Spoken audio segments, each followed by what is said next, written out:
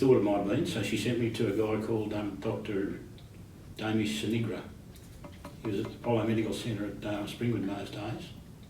He had me straight away, he had an MRI, and he had a MRI of the brain and everything.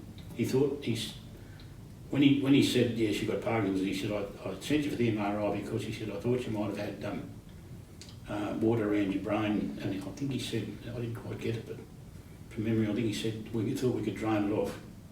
So I said, what about dementia? I was worried about dementia. He said, no, it's not dementia. And I said, well, what do you want me to do? And he said, well, get your affairs in order. And I went, hey?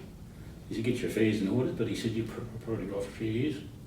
That wasn't very, when you think about it, it wasn't really nice the way I thought of it. You probably asked me to, can I get referred there, or are they 2 years before they can see you, or what? Because I picked, between me and my GP, we picked out another one. I've been saying to my GP for a while, you know, I'm not really happy with him. And I don't like the attitude of the guy that runs the place, and I think when Damish, he was better off when he was there down the other place, down at Apollo Medical. Yeah. I think he was the only neurologist there, other guys were doing other things. And they give Botox injections too for migraine. I joined up with you guys because you're close by, because I used to take the little bloke over at Kingston, I'd come over the bridge every day, and I used to go past your place to go to taking Chatham to school. So, but I just sort of got on it for a while from memory. And Rosemary was getting worse, and we didn't know. Oh, it was not long after we found out there was no cure. She couldn't have any more chemo, she was too far gone. And she really, like, you know, she'd be her off for a couple of days, she'd have chemo. They'd build her up to get the chemo done, and she'd have chemo, she'd come home, she'd be racked out. She'd sleep for about 3 days. She'd get up and fall over, and I couldn't pick her up. I'd have to ring the ambulance, she'd be back in hospital, so it was just a real merry-go-round.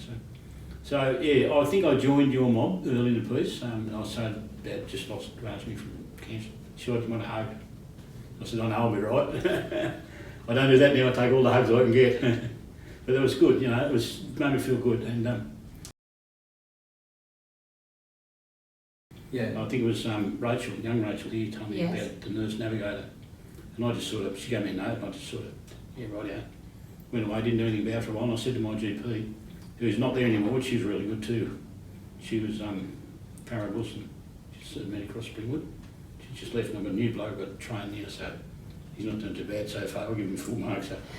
But anyway, Farrah said to me, she looked at your list, I gave it to her, and she picked out a couple. I know a couple of these people and they had good reputations. Yeah. She picked out a lady in at the Mater, and Farrah said to me, how do you feel about going in the Mater? I said, no, because that's where my wife was really sick, and she was, before she moved to